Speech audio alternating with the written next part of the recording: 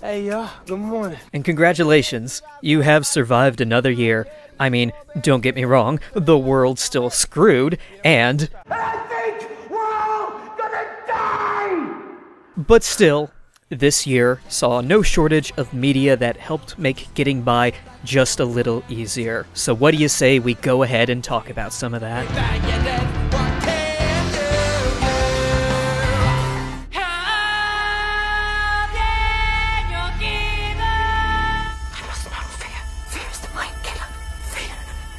Is the little death that brings obliteration. I'll make no secret of the fact that Denis Villeneuve's adaptation of Dune was the thing I was looking forward to most this year. I actually read Frank Herbert's original novel over the course of a month starting last December running into January, and while I can't say I fell in love with it, I can say that I appreciated it enough that I just knew that any take Villeneuve would have on the material, him being a director who has already directed two of my favorite movies ever, would doubtless be something spectacular, and boy was I right. This film is probably the best possible screen adaptation of Dune you could hope for. While it's not 100% faithful to every minor plot and character detail, it carries through the tone and spirit of the novel through its brutalist aesthetic and soul-shaking sound design. It takes Herbert's bulky novel with its endless descriptions and lore and translates it all into larger-than-life images that succinctly communicate the themes of Herbert's work while staying true to the core narrative and characters. It's a story of class and fate, of the elite playing at politic and war while dragging the lower classes down to their level of grime, of a young boy forced into a destiny that he does not want but cannot avoid, a destiny of inevitable death and destruction, but there is still beauty to be found both within and outside of the horror. The desert planet Arrakis, the people and their culture, are a treasure to be protected, a world that thrives even as the powers that be aim to exploit it. And all you need to do to understand that is just take in the breathtaking cinematography as you're rattled by the startling soundscape. In short, this film's an experience like no other, and is deservedly a highlight of the year. Bless the Maker and his water. Bless the coming and going of him. May his passage cleanse the world and keep the world for his people. What are legends but recorded dreams? But this is not that king. Nor is this his son. David Lowry's The Green Knight, based off the tale of Sir Gawain in The Green Knight from Arthurian mythos, appropriately often feels like a dream. Much of the film is occupied by quiet, accompanied by images of the impossible. This dreamlike feeling lulls you into a trance as Gawain goes on his journey of discovery, on his quest for courage, delving deeper into the strangeness of the world outside the walls of his home. We too are pulled deeper into the fantastic and bizarre. As Gawain travels on, so too do we feel lost, entranced, fully immersed in the impossible. Gawain's task isn't possible, but he keeps on, ever ahead. The legend, mostly preserved in this film, tells of Gawain's fateful encounter with the titular Green Knight. One day, the knight enters King Arthur's court and proposes a game. If anyone dares to strike him, in exactly 1 year he'll return the blow. Gawain, brash, young, seeking to prove himself, steps up and lobs off the knight's head, and then the knight stands up, picks up his head, instructs Gawain to find him in 1 year's time, and leaves. And in order to keep his word, his honor, his courage, Gawain obeys. And so the film and the legend follow Gawain on his journey to find the Green Knight and fulfill his end of the bargain, braving trials and dangers along the way, all while sitting on the knowledge that following through will likely mean his death. Gawain is tempted and tested both by the mundane and the magical, and only by finding the knight can Gawain truly find himself. The film is thus a dreamlike journey of self-discovery steeped in the bizarre, an experience that has to be seen to be understood. So go and check it out, maybe. Are you really going to go? I gave my word. I made a covenant. This is how silly men perish. Or how brave men become great. Why greatness? Why is goodness not enough?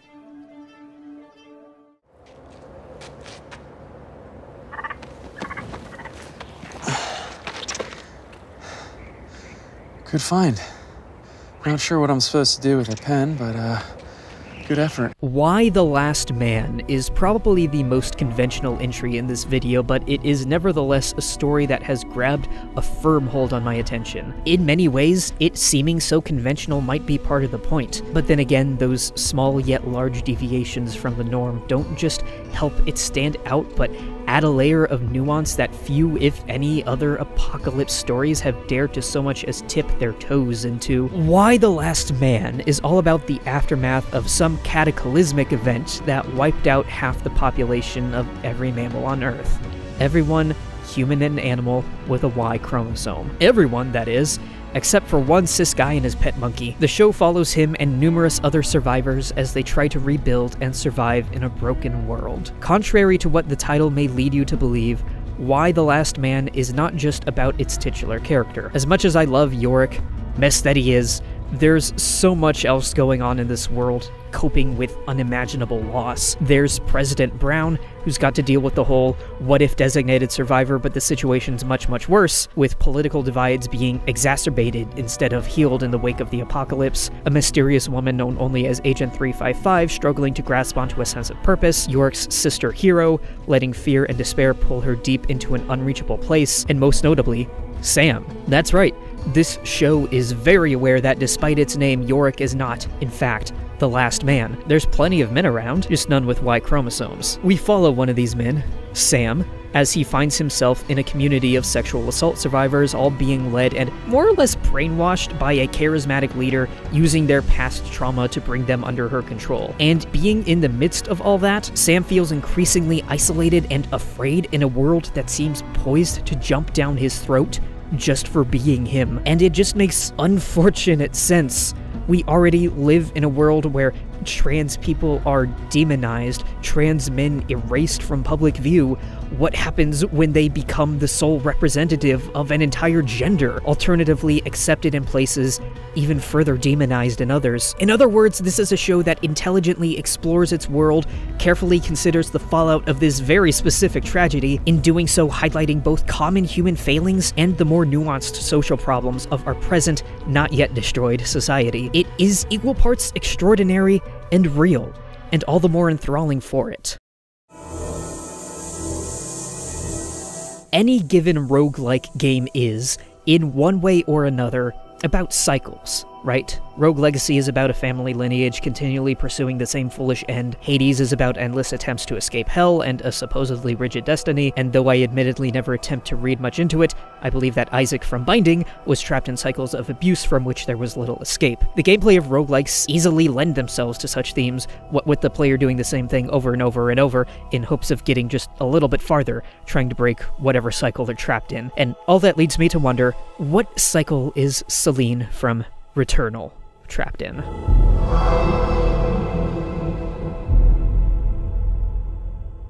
Returnal is a damn fine game.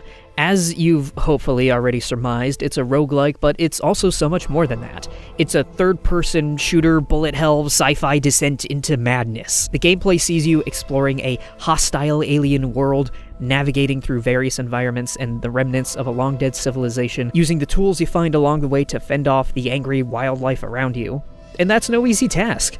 The creatures you fight are fierce and lethal, and dropping your guard for just a minute could mean starting all over again. Mistakes are punishing, but your movement and the array of weapons at your disposal keep combat quick and fluid. And the game constantly encourages you to switch out your arsenal too, offering different weapons with various side grades or even straight up upgrades as you progress. It's one of those games where, depending on your luck, you'll get such different drops of weapons and items that your arsenal, your build, will generally look completely different between runs, which helps keeps things constantly fresh. Between the fast-paced combat, the punishing but fair difficulty, and the sheer variety of build possibilities, Returnal has enough going for it gameplay-wise to keep you returning for hours and hours. But back to the question at the start, what is Celine's cycle? Aside from the gameplay loop, shooting, dying, trying again, I believe that Celine is trapped in a cycle of guilt and regret. The planet she's trapped on is called Atropos, named for one of the three fates of Greek mythology. Atropo's name means unalterable or inflexible. In the myths, it was the role of Atropo to render the decision of her sister fates irreversible, and so too does the planet Atropo force Selene to confront the unchangeable nature of the life she's lived. When she crashed onto the planet, she brought with her all sorts of baggage and trauma, things she was running away from, things that the planet will force her to confront. As you delve deeper into the world, so too does the world delve deeper into Selene's past, slowly revealing to you the nature of Selene's trauma. It's quite a bleak affair in the end, but the journey to it is nonetheless a riveting one.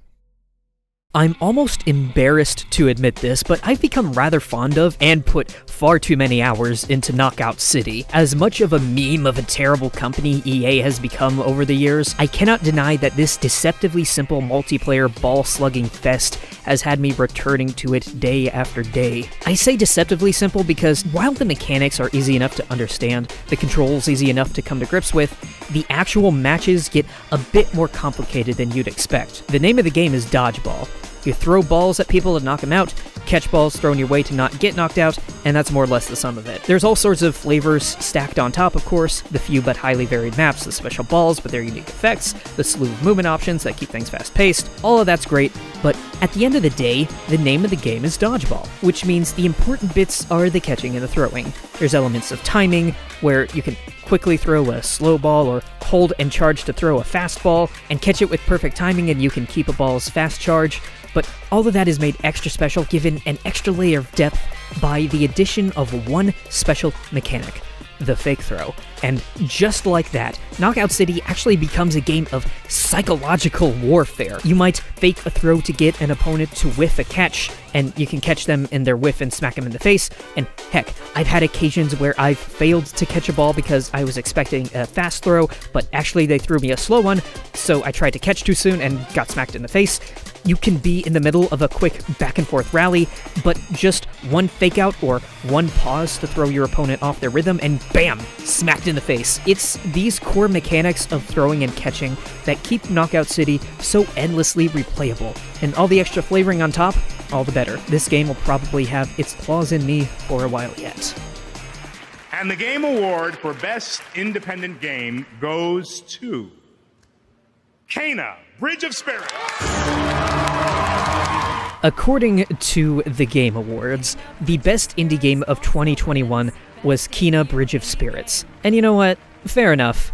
It's certainly an extraordinarily pretty game, and the stories told within were equally heartfelt and sad, but I can't say the gameplay loop was especially invigorating. It was perfectly competent, but the individual elements, exploration and combat, weren't anything I hadn't seen on their own, executed better in other places. It was an overall solid experience, but I could not in good conscience call it my indie game of the year. No, my indie game of the year is something rather different. Not just my indie game of the year, but my overall game of the year, as if that means something from someone who's played maybe 5 games that came out this year. Like Kena, this title's the debut game of its developer, Studio Pixelpunk, but unlike Kena, this one's distinctly more pixel-punky. This is Unsighted.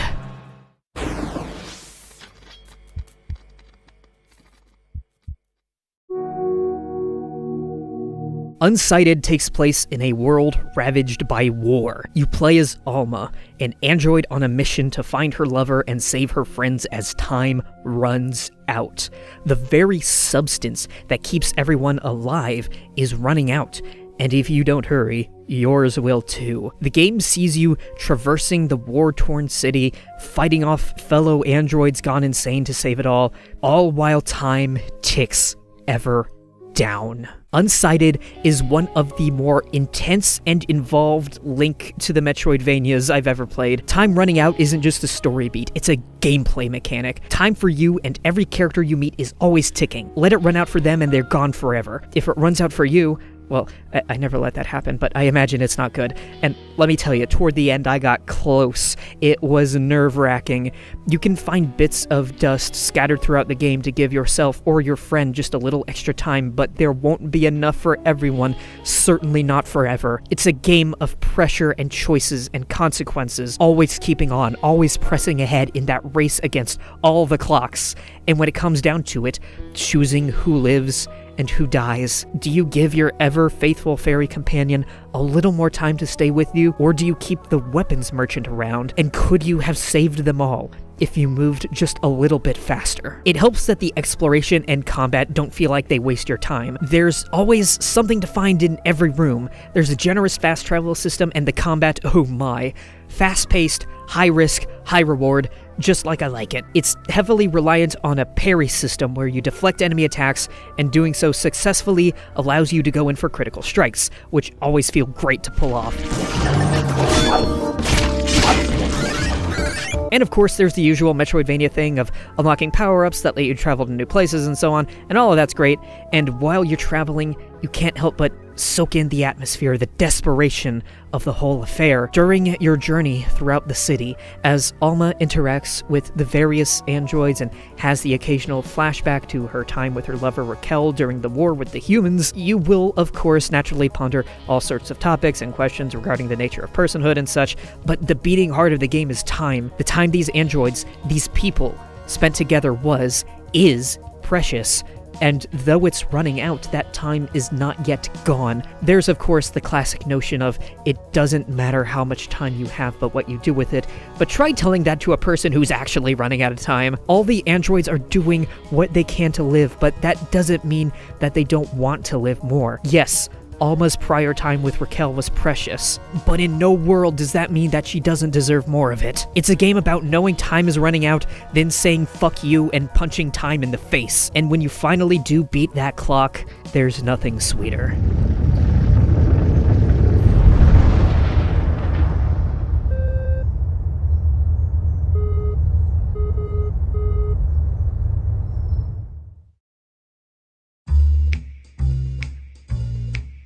You know, I didn't watch a whole lot of anime this year, much less exclusively 2021 stuff. And while I did read a good chunk of manga, almost none of it could be reasonably attributed to 2021. On the manga side of things, I could and will highlight How Do We Relationship and Whisper Me a Love Song as ongoing works that had volumes published this year that are excellent and will have my attention going forward. The former for its honest portrayal of messy new relationships, both in their formation and how they progress and falter, and the latter for its bloody gorgeous artwork and frankly saccharine narrative about falling in love in the first place. On the anime side of things, there was the Star War thing that was cool, and there was the Kageki Shoujo adaptation. I highlighted the manga in last year's roundup video, and the anime version does it great justice, especially since theater is a performative art. Seeing these characters being able to perform does help accentuate the material.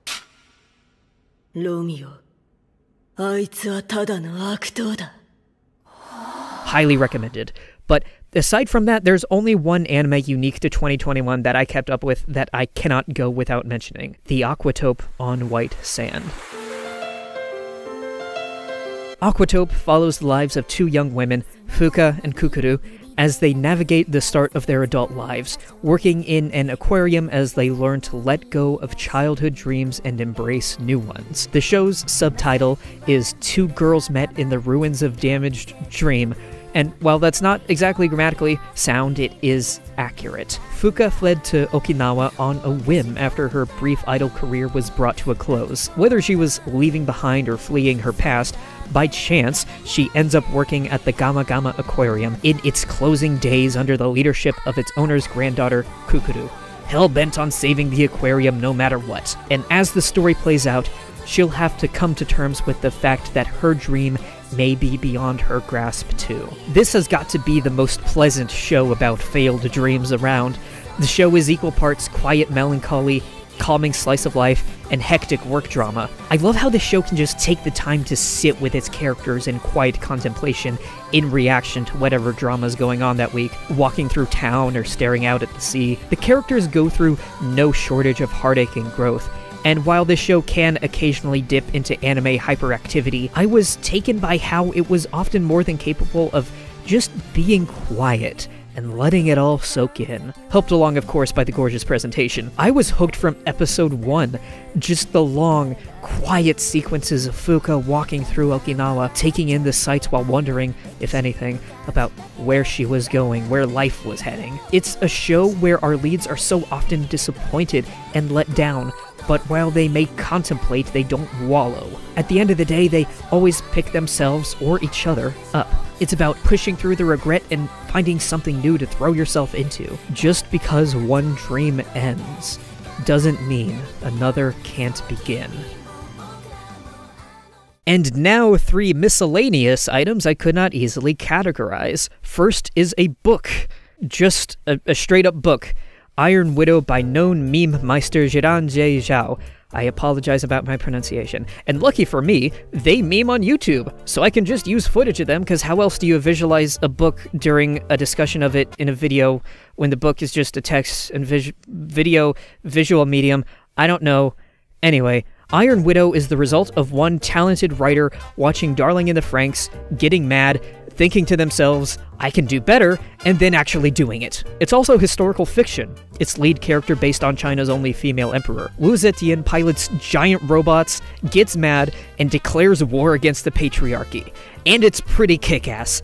It's just a cathartic read on a base level, following the protagonist as she struggles through the sexist injustices that permeate her society, and then gets mad and does violence about it. There's simply no greater pleasure. And it's shockingly well written too, not just for a debut novel, but in general. Vivid imagery, a fast pace. I hate to fall back on such a cliche line, but it really is a page-turner. Read it, you cowards. Second up, I spent a whole video late last year just raving about Dimension 20, an actual play show from College Humor. Alongside that, I also got into the modern College Humor catalog of sketches and shows. For the longest time, I held this perception of College Humor as a channel with raunchy, lowbrow, clickbait garbage, and also that Google as a Guy series, but I've since learned that the company has pivoted away from that quite a while ago, and their content from the last few years has been genuinely good. Major news happened at the United Nations today when all the countries declared peace on each other so they could team up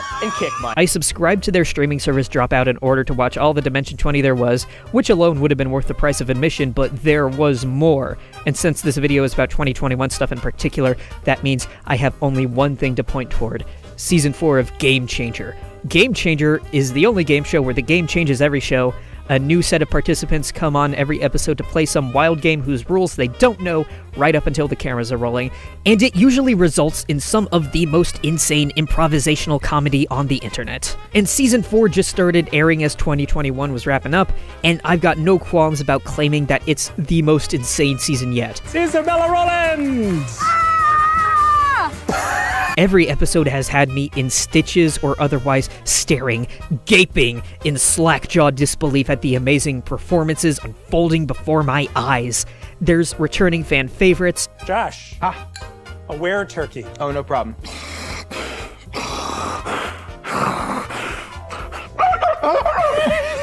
A whole episode of sexual innuendo. I like my lovers like I like my yard work. Jess. Watching someone else do it. And a whole improvised musical episode that just completely blew my fucking mind. While the mountains stretch from the sky right down to the sea. How can that be? Like physically, how can that be?